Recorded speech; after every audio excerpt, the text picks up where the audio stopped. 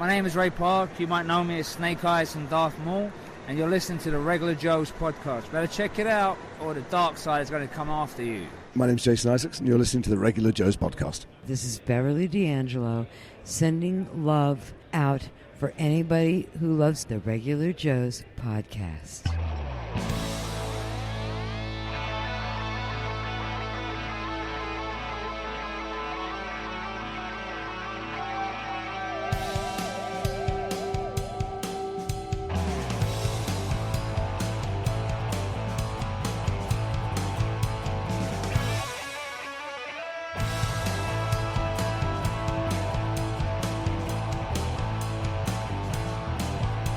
To movies and toys and TV shows, comics and collecting and superheroes. There's no end to the useless stuff they know. But don't call them geeks, they're just regular Joes.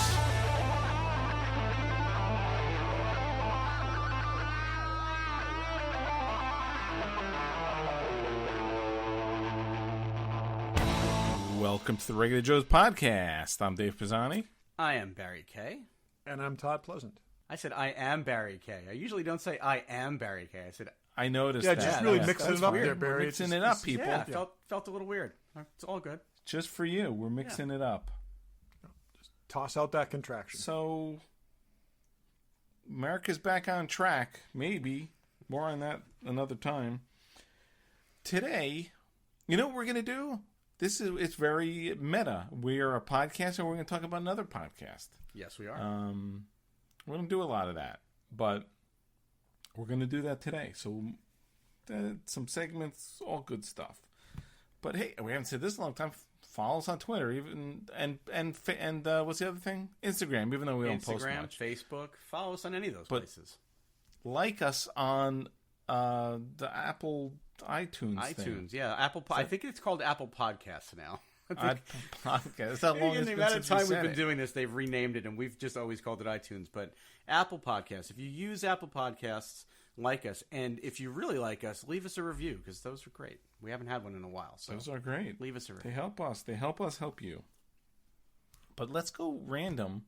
Barry, what do you got random? I want to talk about the HasLab Razor Crest. We talked about this a little bit, that they announced it and that they were doing this crowdsourced fundraising thing to make the Mandalorian ship. So it ended last night. They got almost 29,000 backers to pay $350 for this ship. It was awesome, and I got to be honest, my son Joshua was really poking me that he wanted me to buy it. I did not buy it. I resisted because it's very big. And I don't really... Yeah, where are you going to put it? I don't really collect those vehicles. It's freaking cool, though. And they kept adding on things that, as the backers grew, they were adding on, like, extra things. Like, oh, if you back it, you've unlocked this new thing. So they ended up having 5 extra things that people got for backing it, which is cool. So I almost thought about it even as an investment, because I'm like, this thing's going to go for a lot of money. The job of sail barge that they did was like, I think it was $500, and it's going for like $1,200 now. But I decided at almost 29,000 of these things being shipped, I think everybody that wanted one got one. So it's just awesome. I think it's really cool, and I think it's a great way to get a big, display piece or vehicle or toy like that we probably would never get if they had to rely on putting it on, Target shelves and, selling it on Amazon. So I just thought it was worth mentioning, and, hopefully they'll do something at some point that I am interested in and wanting to get, because I don't think we'll get any of this stuff through the normal sales channel. So, and it's everything they're making is still 3 3/4 scale, right? The 2 things they've done through the HasLab for Star Wars have both been 3 3/4 scale. Yeah, they did the job of sail barge, and then they did this. But it's a big. I mean, it's a big ship. It's like, I think it's like almost 3 feet long. It's pretty big. Yeah. So if they made this thing in the Black Series scale, it would like be as big as your desk. So yeah. An X-wing in Black Series scale would be cool if they made that. No, they made a snow speeder. That just came out. They did a snow speeder because I guess they've done a land speeder, and now they've done the snow speeder because they're small enough. Yeah, that'd be cool. Yeah. Interesting. Todd, what do you got? Okay, just real quick, they've just announced a 3rd season for Umbrella Academy, which I really like, and I'm glad that they kind of left as a cliffhanger, but a great setup for another season. So, yeah, excited about that. And I wore my number 5 costume for Halloween, and it's. Did anyone know who you were? Yes, as a matter of fact, yes. So we did a kind of virtual costume competition at school, and I got several very favorable comments about it. So there you go. Nice. And I thought you were Angus Young from AC/DC. So me too. Yeah. So I need to give that show another chance. I've only watched the first episode, and I liked it, but I never went back to watch it. And I'm actually. I think the second season was even better. It's a little crazy and a little all over the place, but it's good. And Barry, I think if you, I know you liked Legion, and it's got some of that same kind of vibe to it to a degree. And in fact, that's what the few people I've recommended it to who have watched it and liked it were people who also like Legion. So. The thing that I've got in my favor is that my wife's heard from a number of people that she should watch it, and she watched the first episode and liked it. So we'll end up probably watching it together once we finish the stuff we've been binging. Yep. I'll tie into Barry's Hasbro thing. So I guess it's Mandalorian Monday. That was yesterday here. So they announced a Mandalorian Black Series helmet. Electronic helmet, which looks very cool, and it's available for pre-order, but it's not shipping for like 9 months. You could, I'm like, the link I saw took you to Amazon. I'm like, oh, I'll just pre-order it. I don't know why I stopped, because it was like June 2021. I mean, maybe I'll get another one before that, because I think that's a helmet that needs to be had. Not whether it's a real metal one or some, kind of. There are a lot of custom ones out there. I see pictures of them all the time on Facebook. So I know, and there's someone asked the question on one of the groups we belong to, and people were rattling off who the go-to people are who made it. So I may investigate that, because it'd be cool to have a metal one. I just joined a new Facebook group that is for Star Wars props, costumes, and helmets. So. Oh, really? Yeah. I'll have to check that out. Yeah, I'll send you the link to it. It's good. Yeah. Okay, we're going around in order. Let's go again, Barry. What else you got? All right. Have you guys seen the trailer for The Midnight Sky? It's a movie that's coming on Netflix. No. No, it's a December 23rd release. It's George Clooney and Felicity Jones, and I think Clooney directed it. But it looks interesting. Oh, I've heard it. Yes, I've heard of it. I didn't remember the name. Yeah, it's like a post-apocalyptic thing. We have, as a humanity, destroyed the Earth. Some cataclysmic event happened, and not unlike we're doing right now. And so it's a documentary. It is almost a documentary, and they sent documentary astronauts on the past 8 months. Yeah, they sent astronauts off into space, and they're returning. And Clooney's job is to tell them, "Don't come back here, because we've basically screwed the planet up." Okay, I have seen that. Yeah. Interesting trailer. Interesting. Yeah, it's very much in our wheelhouse, which is why I brought it up. But it's going to be on Netflix right just before Christmas, so worth checking out. Looks like it's well done anyway, even if the story turns out to be lame. It looks like the visuals are really good. So that's cool. Yeah, cool. Todd, you got anything else? Yeah, Zack Snyder has been teasing that we might see the Joker kill Robin in his cut of Justice League, which basically means there's really nothing that's not going to happen in this movie. I guess Jared Leto is going to reprise Joker in this. We never saw Robin. What's that? No, that's right. We've never saw. We did see Robin's vandalized costume in the Batcave, and with ha ha ha, the joke's on you, Batman, written across the chest of it. Not something I would save, but Batman's an odd dude. So yeah, I feel like there's like a tease a week from this thing, and boy, it's yeah. I hope it's good. Anyways, so we'll see. When's it coming out? We'll see. I don't think they've announced a date for it yet. Oh. No, if ever I've actually come out. They just want Zack Snyder just really wants something to get attention over. So Boy, that sounds familiar. Anybody else? Do you think of anyone else who's doing that? It's funny. What was I looking at? I was looking at something. There is, my favorite CW show is Nancy Drew. That's actually the only one I'm remotely interested in coming back. Why, I don't know. But Hulu's got a Hardy Boys series. Yep. Did you watch Nancy Drew all the way through to the whole end of the season? I did. You did? Okay. And they're doing a spin-off of that show, apparently. So, there's a... Tom... I guess it's a Mix? minor No, character, not but Tom Mix. they're doing a spin-off, so... Yeah, there is a character. I don't remember. They're talking about having a whole Nancy Drew universe, ultimately. So, oh, Jesus. Let me tell you something. It was more watchable than those freaking superhero shows, as bad as it was. But anyway, the Hardy Boys on Hulu, obviously taking off on the Riverdale and the whatever, but I think it's not quite as supernatural from what I saw from the trailer. But it's interesting because I always took it that they were like, and I don't remember the books. It's been quite a while since I've read them. I got Joe and Frank were very similar in age. In this one of them's 16, the other's 12, which is a little young, weird. Yeah. I always thought they were a couple years apart, but it's 16 sounds right, but 12 sounds young. But it's been a long time since I read any of that stuff. Yeah, but we'll see. And they got the Chet and who's that other dude? All the regular characters. I don't know. I don't have Hulu, so I don't know if I'll be able to watch it. But anyway, I just looked it up. By the way, Zack Snyder's cut is supposed to come out on September 5th, 21.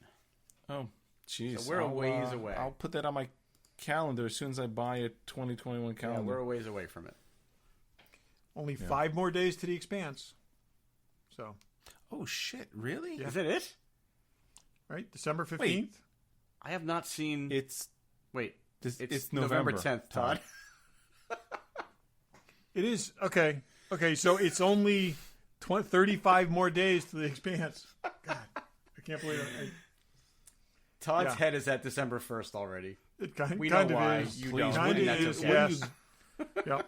Do you set your clock by holiday commercials? Because there's been holiday commercials since Halloween. That's probably what it is. I just slipped an entire month, but yeah. Yep. I was thinking, the 15th. Something's coming out on the 15th. It's like, no, it's not this 15th. We just bought a new Christmas tree. Is there anything else coming out so. before The Expanse, or do we have everything now? I mean, I don't even know what we watch anymore. But the two big ones are Star Trek and... I was actually thinking about this yesterday. When was the last time we had new Star Trek and new Star Wars at the same time? Did we have it last season with Mando? I don't feel like we did. No, I don't think we did remember either. when Star Trek came out last time. It's a great time to be alive. Technically, we should have new Star Wars, new Star Trek, and new Marvel shows all at the same time. That's true. That hasn't happened yet. Yeah. Anyway, any more random? I'll check back with you in 35 days. Okay. Sounds good. Let's go Fanboy. So, our job here, Fanboy is a sponsor. Our job, we know, works. Our pal Brian Mix bought something we talked about on the show. So, advertising works, people. This works even better because Brian wrote us today and said, hey, I just bought something you guys talked about from Fanboy. I immediately went online and I also bought it from Fanboy. So there you go. So we have not only infected Brian, but then he cross-infected me. So, and I've gotten 2 packages in the last 2 weeks from Fanboy. So not only are they a sponsor, we're customers too. Exactly, just like Hair Club for Men. Yes. So, they got everything. Fanboy Collectibles has Hot Toys and Sideshow and Kotobukias and Pops and statues and Diamond Select stuff and everything you need. Check them out online, fanboycollectibles.com. And check they're them out really cool creature from the Black Lagoon figure. I'm just saying. So. We talked about that last week. Yeah, I know. Didn't we? Yep, we did. Took me this long to pull the trigger. So. Yeah. Check them out, Newtown, Connecticut. Tell them the regular Joe sent you. Okay, so we're going to talk about a another podcast. Barry came across this. Well, you could set it up, Barry. Barry, how did you find this? I think I spotted it on Facebook. I don't remember which group they were talking about it in, but clearly we're into a number of things, but some of them fall into niches, and I think we cover a lot of topics. This is a podcast that's focused on one very specific niche of original prop collecting. It's called The Stuff Dreams Are Made Of, which is a takeoff on the Maltese Falcon. But it's hosted by, we've talked a lot about the auctions, and we've talked a lot about original prop collecting, and we own some things, and we know people that own some really cool things. This is hosted by two guys that work in the entertainment industry, and clearly, and I'm just going to say it, must have a little bit of money to spend because they're buying there's no things question. Oh yeah, they both work in the movie business or movie TV business. So it's one is a writer who most recently from Veep, and then the other is writing the Game of Thrones series. So I've got their creds here. So Dave Mandel worked on Seinfeld, Saturday Night Live, Veep, Curb Your Enthusiasm, and close and dear to my heart, the Clerks animated series way back in the day. And then Ryan Condal, I'm not sure how to pronounce it, Condal, I think. He worked on Colony, which I think you liked that one, Todd, right? I never saw it. I saw the first season, yep. He's working on House of the Dragon, which is the Game of Thrones sequel, prequel, something. Something. And when I looked him up on IMDb, I thought this was interesting. He's credited as writing a Logan's Run and Highlander screenplay. And those are his most recent credits. So both of these guys are way into the stuff we're into, which is cool. And they've got very large collections, which is, and they talk about it. Wasn't one or both of them on? Was it an episode of what's his face? Nerdist guy. Oh, Chris podcast that we listened to. Chris Hardwick. Yeah, he did a podcast about prop collecting, and I think he had Dave Mandel on. Definitely had one of them on. Yeah, and that's why he was familiar because he had him and another guy, and they were talking because Hardwick buys a bunch of props. Yeah, and I think that Disney stuff. There's probably it's a tight circle of some of these guys that are buying some of this stuff. I think they all kind of know each other. I know our buddy Tom Spina knows these guys. I think he's done work for them. I think when they talk about some of the things that they have displayed in their collection, I think Tom has done some of those displays just based on items that they're talking about and pictures that are on Tom's website. Kind of they're the same. So I'm assuming he's done work. And Tom and I were catching up the other night, and he was telling me that they've already asked him to be on the podcast. So I think one of the things that makes these guys unique is that they both work in the industry. So they're both basically creating and producing, and also spotting, looking for props as they go about doing their jobs, which puts them in a pretty enviable position. Yeah, well, and I don't know if you guys. I've listened to all 4 of the episodes that are out so far, but there's one bit in one of the shows where Dave Mandel, who was the guy that worked on Veep, was talking about that he kept a few things from the show. But then I guess the studio gathered up everything that was still there and put it in an auction. And he realized that there was something that he really wanted that he didn't keep. And he ended up having to buy it from the auction. He ended up buying it from the prop auction. Yeah. And something that he could have just picked up and, nobody would have thought twice about it. In his pocket. But, and what they're trying to do, I think, is not just talk about themselves and talk about what they own, but they're trying to bring on guests and they're trying to kind of educate. And every episode has its own theme, and they're trying to educate people about this world so that, there are people that are never going to be able to afford any of this stuff, but just want to hear the stories because they do talk about the stories of how they got the stuff. And like we always say, half the fun is the story, whether it's meeting a celebrity and getting an autograph or. And I think that's one of the things about this is when you listen to these guys and how they got started, we all have the same story. Okay. We all basically have the same exact backstory. Okay, it's I think they mentioned pretty much the collector gene that we've talked about for years. Yeah, either you have it or you don't. Especially that guy Ryan, he talks about how he was really heavily in the prop replica world. Oh yeah, but also comics, Star Wars figures, and then down the line, it's all the same kind of things, and it's just either it sticks with you or you sell the stuff at a tag sale and you move on. And I think, but I just found that really interesting listening to the kind of progression for both of them, where that was because it's always comic book. It tends to start with, at least for men anyway, comic books and baseball cards, or both, or one or the other, or and action then you figures just get or something. Then the action figures, and then but also I found interesting the prop replicas, and then how that fed into I could actually own a real prop, and then going on from there. And I feel you go on from there in three different ways. Either one, you have a ton of money. Two, you got in super early. Or three, that's the main thing in your life. And unfortunately or fortunately, that's none of us. What's the other one? Connections. You still got to have the money to have I know, but I'm saying it's connections. First you get the money, then you get the women, they are then working you get the power. connections that they've got, and they've got certain cred by virtue of being in the industry that's working for them. I will say a couple things I think they do really well with this. They don't talk about money. They really don't talk about money. And this may be because of their wives are listening, but I also think it's because to them this truly is about the hunt. Dave, you didn't listen to the second episode, right? You didn't. I didn't listen to the second episode. The second episode, one of the guys, and I apologize because I can't keep him straight. One of the guys hired a private investigator. Okay. Oh, that's great. To track down something that had been a white whale for him forever, and actually found it. This private investigator went through all these things, and I just thought, like, okay, yeah, that is totally not something I would do. It's a great story, but I won't even try to tell it. But you have to listen to it. It was funny. The night that I was listening to that, I was in the car with one of my sons, and we were coming back home, and we ended up sitting in front of the house for like an extra 10 minutes so we could hear the end of that story.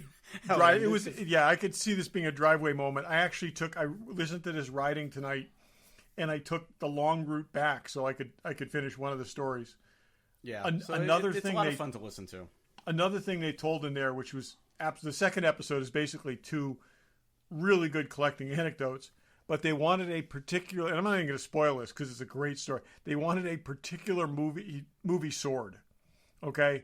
And from this very, very particular movie sword, and he goes to this whole elaborate thing and ends up, meeting the producer from the film. And this is an 80s film. And then the producer tells him he remembers giving one to the stunt coordinator. And he contacts the stunt coordinator, and they end up like meeting him in a diner, and they spend like an hour in the diner talking about, all the things about making this movie and all these anecdotes and stuff like this. They go out to the car. He opens the trunk. It's a sword from entirely another film. The wrong sword. This stunt man has no idea. He's probably this 65-year-old guy at this point, 70-year-old guy. And no, he has no idea where the sword is from the film.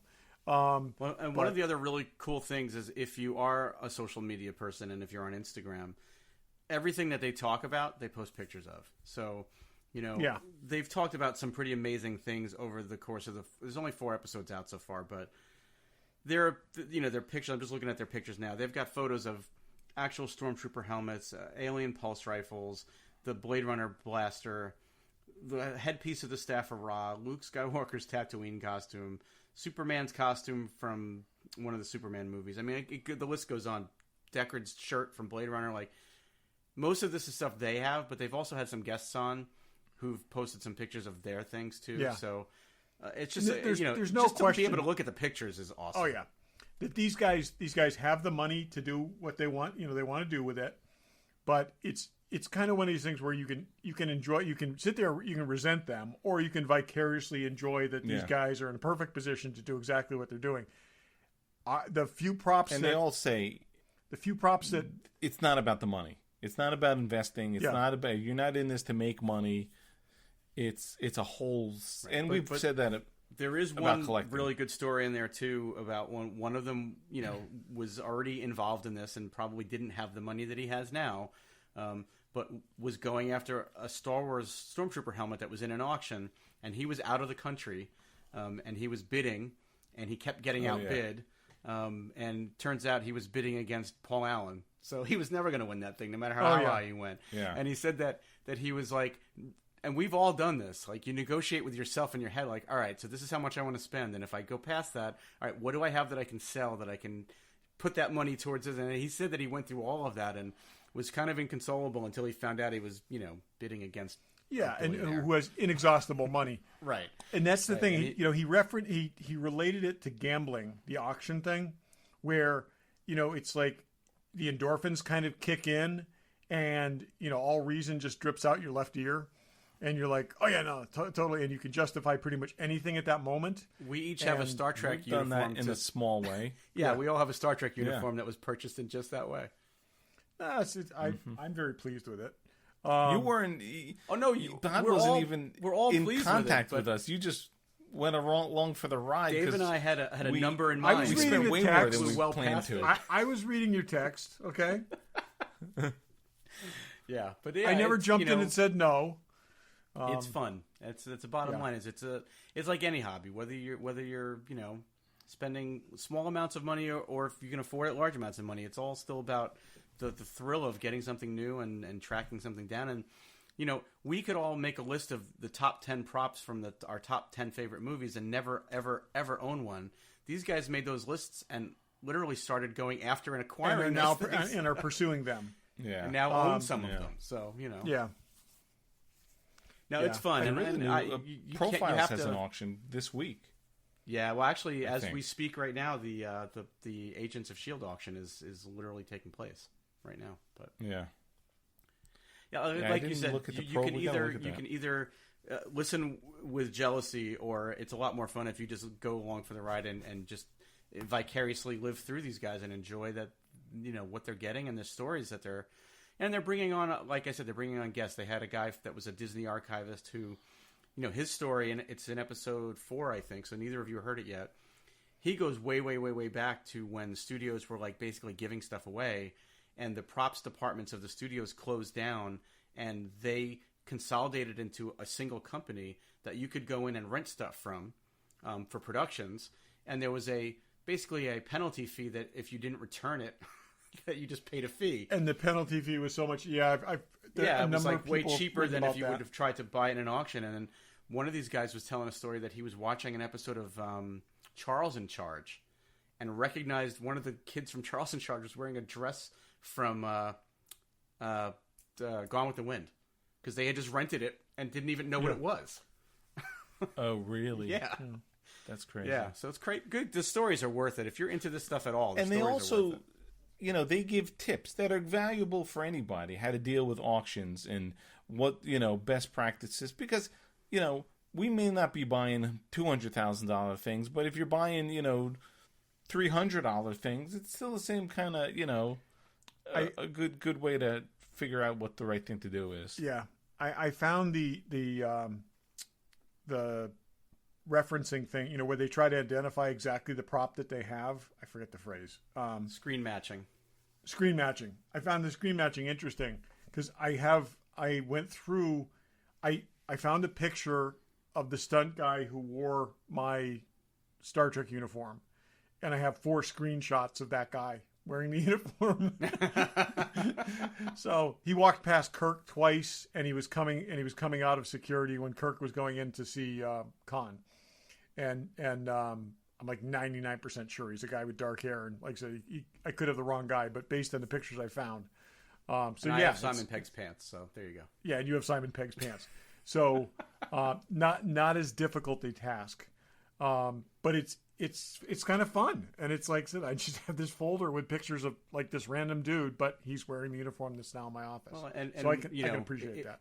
For those people that are interested in sort of what things sell for and all that, anytime there's a big auction, they post the final prices online. Absolutely. And you can always go back and take a look. And they talk about a few things in one of the episodes that, recently were purchased, and you can go look up what they paid for them. So it's public. Some of it's public information. So Yeah. Yeah, and this is, totally. and again, this Auction's is all much more about the glory. And I, as I'm listening to this, like I said, I had to keep those 2 things. I had to keep my jealousy in check, but I thought about it like, okay, from a perspective that I have almost no understanding of, there are people who will like go out in the field and throw a football around, but also enjoy watching a professional football game, this is probably the equivalent for us.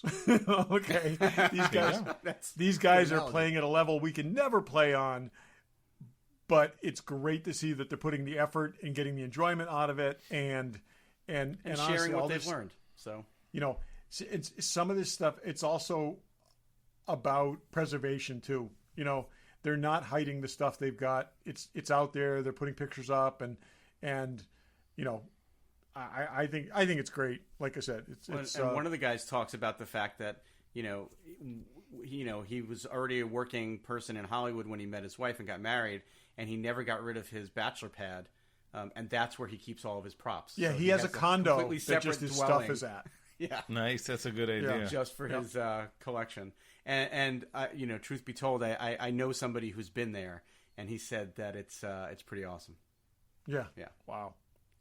That's great. That's cool. Great. No, it's good. It's definitely right in our wheelhouse if you're into props, and it's not, and it's not all about showing off their collection. It really isn't, because I tell you, the stories kind of ease into it. It's not like, oh, and I've got that, and I've got that. It's kind of like you get into it, and again, they're also, like I will when you say, go to a friend's house, like when we'll go to each other's homes, or we go to Daryl's house, or we've been to Tom's house, and they tell you the story of when you're holding something in your hand or they're pointing to something. That's they the tell you most Exactly. interesting thing about it. And that was a point that he said. He also said you don't like walk around and curate it. You let people look around, find stuff, and then you tell them the stories associated with it. And this is for all of us. I mean, we've got little museums. That's what we have. Okay. Yep. And it's the stuff that is more. But I will say the other thing too is both of these guys are writers, and they're very good storytellers. It's a really entertaining podcast. It's a great listen. They know how to spin a story and how to tell it and how to pace it. And the 2 episodes, again, I've listened to, I really enjoyed, and I'm totally up for more. We totally need to see if we can get him as guests. No, it's definitely, if you're into props, check it out. It's the Stuff Dreams Are Made Of podcast. And on Instagram, and they do a little segment. Props podcast on Instagram. So even if you just want to look at the pictures, check out their Instagram. Right. And as Dave mentioned, the title comes from a line from Maltese Falcon, which if you haven't seen, they're totally gonna spoil it. I'm just saying. You've had 80 years to see it, but they're gonna spoil it. Yeah. I think Brian has a replica of the Maltese Falcon. Oh, cool. There's a number out there. I know Adam Savage had some made, because it's tough. All the replicas are not exact. Yes, I've looked at a bunch of them, and I came close to buying one time, and I had somebody send me a picture of it next to an object that I knew the size of, and the scale was way off. But talk to Brian. He may be able to, or watch that episode of Tested. He talks about where he made it, and I think he had to carry it home on the plane.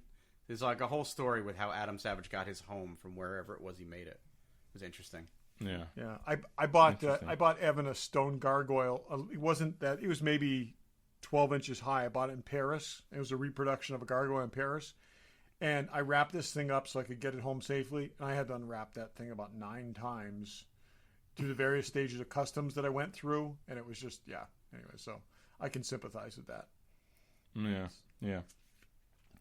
So they do a segment that we're stealing right now, and we've done this before, so they stole it from us technically. But no, everyone who likes props does this no matter what. So basically it is someone's going to throw a movie at somebody, and the person who is told that movie has to pick the one thing they'd want from that movie. So we're going to do that, but we've eliminated the ones we've talked about and are the obvious. No Star Wars, no Indiana Jones, no Aliens, Alien, none of that stuff, because those are all, we've talked about that and they're all been done. Low hanging fruit. Yep. I don't even want to use the word obscure, but just different movies that are the general, that live in our top 10. So who wants to go first? Who wants to do the asking first? I'll ask. Okay. Go ahead. Barry. So Todd is asking Barry. I'm asking Barry. Okay. Barry, Back to the Future. The first one. First one. Oh, that's tough. Yeah, the second one's an easy one, but the first one, yeah. Well, it's interesting. I could go the cherry red ES335 Gibson guitar that Marty plays. That was my guess. Yep. But I don't have that one, but I have an ES335. I'm going to go with the Sports Almanac. Oh, wait, no, that's the second. Yeah. Is that the second movie? That's the second movie. That's the second movie. Yeah, no. Oh, is it? Yeah. I'm getting my movies confused. The Sports Almanac was the second movie. Trying to. Is there a one thing? That's a good question. Because if it's if it's the first movie, I think I've got to go with Marty, either Marty's guitar, or you know what, or the Walkman that he puts on. He puts on his dad's ears, and they're playing the Eddie Van Halen music, and he tells him that he's Darth Vader from planet Vulcan. Yep. Cool. Just because that would be cool. Cool. Yep. You don't consider the DeLorean a prop? I do, but I don't know that I even want to own a DeLorean. I also kind of think vehicles are a different category than props. I think prop is something you've got to lift or move under your own power. And that's part of the problem with Back to the Future 1. I love the movie, don't get me wrong, but there's a bunch of wardrobe stuff like Marty's vest. Things are very iconic, but I don't think there's a ton of recognizable props, are there? Yeah, the guitar was totally what I had in mind. Yeah. And from two, I really thought you would go the hoverboard. Yeah, so. You know what? There's a lot of those that, and there's good replicas. And I actually own a replica of the Sports Almanac, which is really well done. But the whole thing is you get to have the hero prop from the movie. Yeah. So that's what the question's about. Yeah. That's the question. Yeah, I think if I were to choose between a hoverboard and the Sports Almanac, I might actually go with the book. Yeah. But good movie, though. Good choice. Okay. Yep. All right, so I guess I go next for Dave. Yeah. Sure. I'm going to go with the movie we talked about in our pre-show gold, Xanadu. No, I'm kidding. I'm not going to Is Olivia Newton-John in 1982 considered a prop? That's a prop, yes. All right, only in your dreams. Only in your dreams. I don't know. Maybe this one is a little too obvious of what I already know what I think you'd pick, but I'm going to go with Rollerball because you've talked about that movie quite a bit. Oh yeah. I don't know if it's in your top 10. That's interesting. Do you go with the helmet or do you go with the jersey? The scoop too, right? Isn't there a scoop? But there's one guy who has the scoop. It's okay. not. You want something from James Caan, obviously. Or do you go with the ball?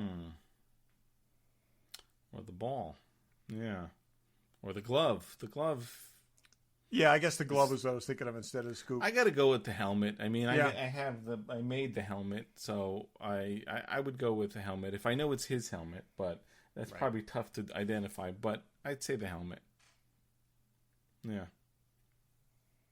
Or that gun is pretty cool, but it's really just the 22. I thought about the flame gun, yeah. Yeah, but it's really just a 22 with a thing on it. But the helmet's the iconic. And they do on the show talk about it passes the thing we talk about. It passes, the mother the mom test. test. Does the mother know I'm glad they put a name on that because we have talked about that. The mom test. Yeah, I think if you have to explain what it is, the mom test too. Yeah. Yeah. So if you have to explain what it is, it doesn't work. Yep. All right. I'm going to ask Todd. So, Planet of the Apes. Oh, wow. 2001 version. There's so much good stuff in there to choose from. But the 2001 version. The Mark version. Can you say the head of Tim Burton? Can we just ask for that on a spike? Yeah, that's it. I'm gonna go with that. I'd be really tempted to go like costume or an ape application or something like that. I think what we were talking about a couple weeks ago, I think I would go with the astronaut backpack which I just think it sounds like something out of our movie. Yeah.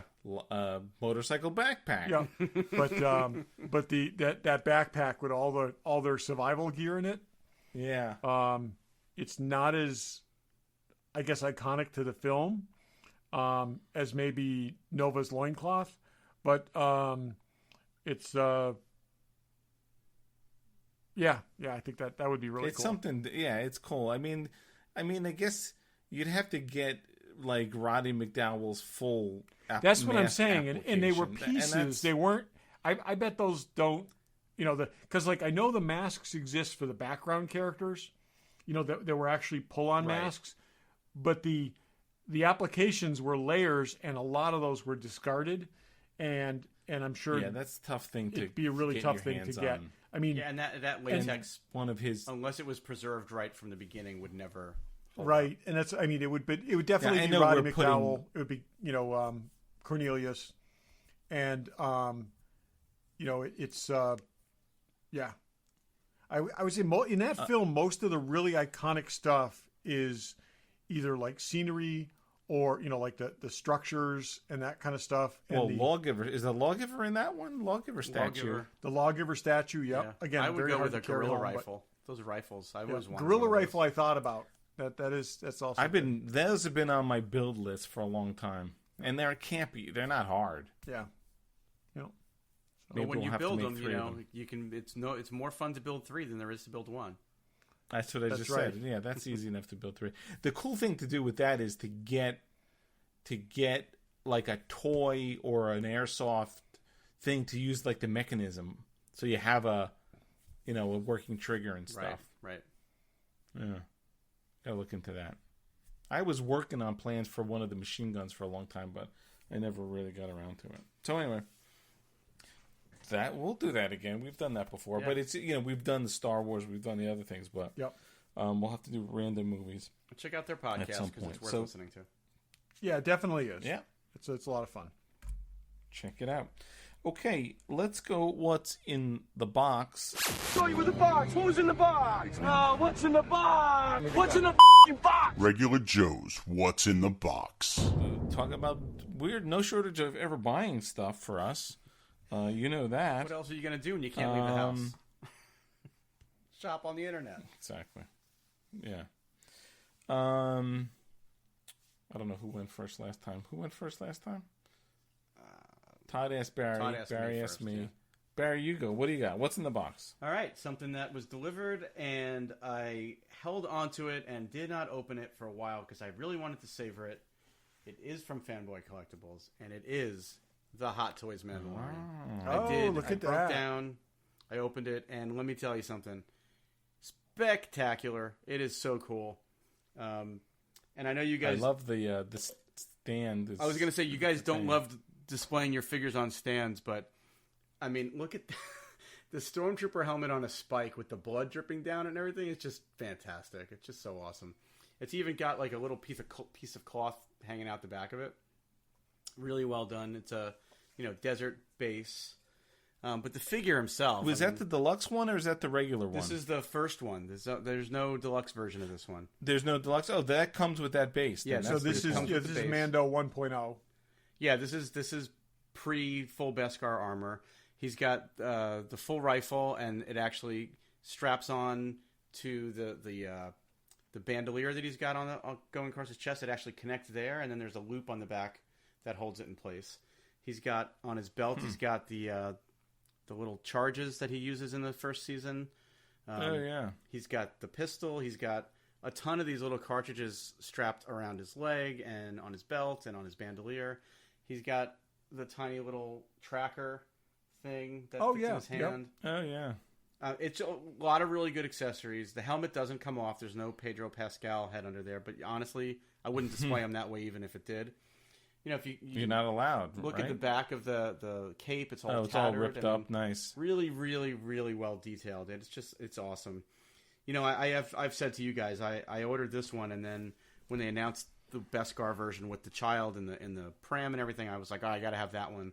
And I fully expected to probably not keep this one, but I'm glad I took him out and have him in my display case because he's really cool. No, it does look really good. And he looks great standing next to that stormtrooper that I got a couple of weeks back, the Remnant Trooper. So very pleased with him. And once I saw the first episode of the second season, I feel like I'm opening them. No way, I'm not opening them. So I'm very happy with it. It's a great figure. So that's what's in the box from Fanboy Collectibles. Cool, nice. Todd, what's in the box? Okay, I also have a Mandalorian. No, I don't. I'm not going to get the Mandalorian. I have. I just got another Beast figure because I continue to buy every Beast action figure that comes out. This is from Hasbro. This is kind of a unique version of Beast, and this is one I've wanted for a while. So in the Beast Evolution, I will post pictures of all this. So this is what the Beast looked like in the early days of the X-Men. And this is kind of what he transformed into, was this guy. But the in-between stage, the Beast was, when he first went all furry, he was gray and furry. And he had a little bit different look to him.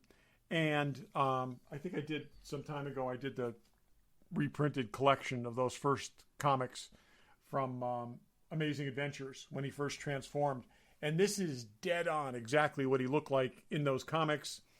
And again, slightly different expression, and they gave him a little book and a bunch of different hands and a different head, and I really like it. So it's Is that a Legends one? No, this is actually from the regular X-Men series that Hasbro's got right now, and it's got really good articulation, tons and tons of joints, and but like I said, he's very, very accurate for that first incarnation of the furry Beast before he turned blue.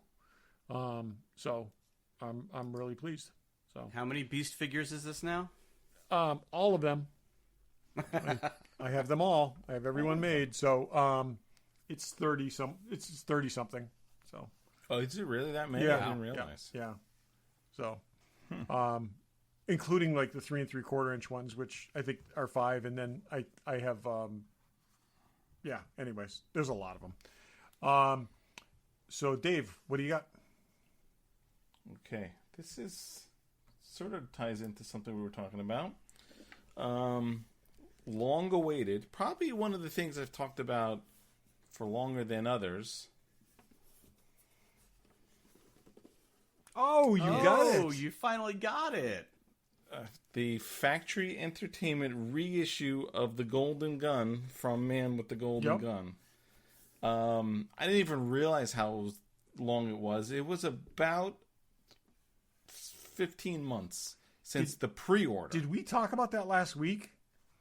Because I saw that was shipping like just last week, and we didn't. Yeah, I got a notification. 15 months. I got you like beat. A month ago. I waited twice as long as that for a helmet. But you didn't want that helmet. No, I don't. It's gone already. Todd and I have been talking about this for 10 years. No, I know. Right? I know, and I Since remember the original... when you missed the first time that they put it out, and I remember you talked about it all the time. Yeah, so they came out with... So I'm taking it out. It's very heavy. Ooh, the thing. I got to attach this better. So it comes in pieces. Oh, nice. I'll put that in. It even like there's a bullet in the back. I'll send pictures of all this. It's a little in there, a little tight. I can't get it out, but there's the 007 bullet. And it also, what's cool about at least the display. So this is the foam insert. So it's the foam insert that holds the gun, or you could display it in its pieces. Oh, which is I was wondering why that was so deep. Yeah. And it's got a little thing, a little numbered. I have number 167. I don't know how many they made. Not a ton. 6,500 maybe? I don't know. And then there is a whole... Jesus, it weighs a ton. There's a whole little booklet with a story on talks about all the iterations that they had. Calibri, I think is the thing, had them make them. They didn't use them. They put them together. The prop guy and made them, and then sort of all the different variations and how none of them are the same in the movie, and then how you put it together. So they did a nice job, and the display case is cool. Oh, that's really cool. And cool. I built a little stand for it too. So that's great. Long awaited, yeah. Mark's gonna come home. He's like, "Oh, you get me? Is that for me?" No, sorry. You can admire it from a distance. Exactly. So now I know you've wanted that for a long time. That's awesome. Yeah, I mean the I don't know what they charge for the originals, but they go the original run of these. They go for $2,500. I mean, I've seen them. Even these are going for crazy money because they sold out on pre-order a long time ago. And the case is nice too. It's in this wooden case. I don't know if you can see it. And then it's sort of got a little etching of 007. That's etched in the gun. Nice. Yeah, I don't know if it's etched, but it's definitely in there somehow. So that's great. That is that. That's a nice display piece. Yeah. Yeah. Good to have. So that's what's in the box. Okay. Any last thoughts? I got one. I'll go first because mine. You both have one. Yeah, I'll go first. Okay. I'll let you end the show. Yep. I just wanted to mention, and I don't know that it's something that you guys necessarily would watch, but I saw our friend Gordon Tarpley on YouTube is doing reviews of the season 2 episodes of The Mandalorian with his wife, who is not that she's not a Star Wars fan. Oh yeah, I didn't watch, but I've she's seen them, not like a crazy diehard Star Wars fan, and she's a writer. How can you not be? With him. I know. How can you be married to a guy like that and not be? She says she likes it. She's into it. She's not a hater, but she doesn't have all the backstory and all the institutional knowledge. So it's an interesting dynamic. I watched the first episode, and it's fun. They're like a half hour, so and I just figured it was worth mentioning because he's our buddy and it's cool. So look up Gordon Tarpley on YouTube. You'll find it. I think he's got 2 episodes up so far because they're doing season 2. So check it out. It's cool. Oh, yeah, cool. Okay, Todd. So you guys got to think about how to answer this, but Canadian host of a long-running game show who passed away this week? Who is Alex Trebek? Yes, correct. Okay. Yeah, that's too bad. It is too bad. He's been fighting for a while. And I tell you, maintained a sense of humor about this till the end. Absolutely. And just such incredible dignity and a great loss, and again, he's a pop culture icon, and apparently had a really great sense of humor in a lot of ways. One of the things I remember him for was him being in an episode of the X-Files. You remember that? No, I don't. He was in the X-Files episode where the whole thing was told as flashbacks, and he was one of basically a Men in Black who showed up to intimidate this guy, and the guy pushes the camera turns towards the guy, and it's Alex Trebek, and then the camera stops, and Mulder says, "Wait a minute, you're saying one of these guys was Alex Trebek?" He says, "No, I said he looked like Alex Trebek," and they cut back to the scene and swapped him for an actor who looked like him. I do remember seeing that. It was so good. And it was so he got to be in one shot looking evil in an X-Files episode. But Howard Stern again, was, a great was loss. talking And about like I said, the guy just, like I said, kept his dignity, fought heroically, and it's a tragic loss. And so Howard Stern was talking about him, and he was playing. I guess Alex Trebek had been on the Howard Stern show at one point years back, and he was playing some of the interview, and he was just saying how he did not pursue this career at all. He just kind of landed in it, and he told the whole story of how he ended up there, and how when they wanted him to do Jeopardy, and it was going to be a huge pay cut for him. So he actually said, "Well, what if I also executive produced? Could you pay me more?" And was able to work his way up financially to where he wanted to be. And he was a super smart guy, obviously. And everything I've ever heard about him was great sense of humor. So very sorry. Yeah, and he definitely worked a lot. In the midst of this, and it was pancreatic cancer, and my father passed away from pancreatic cancer. It is one of the worst, fastest moving cancers there is, and for him to really go through all that and still continue to work for as long as he filmed did, the last episode a week before he passed. Yeah. So Yeah. Yeah, and I think they said he's got episodes that'll carry all the way through the rest of this year. Yep. In the can. Yeah, Christmas Day I think is the last episode they said Yeah, something of with him. So yes, definitely rest in peace, Alex. Thinking about you. You know, and since you mentioned pancreatic cancer, there is a great charity out there that does a lot of work, and all of their work goes towards trying to find a cure for it. It's the Mark Lustgarten Foundation. I used to be the company that I used to work for was the one that started that charity, based on one of the executives that worked for the company named Mark Lustgarten, who died of pancreatic cancer. So, you know, if you're feeling philanthropic, that's always a great charity to help support. So, definitely good, definitely. Alrighty, next week we have no idea what's going on, but that won't par stop for the us. course. We've been fun. saying that There you since go. March. Part of the fun. So, And thanks for listening. Thanks for listening. thanks for listening.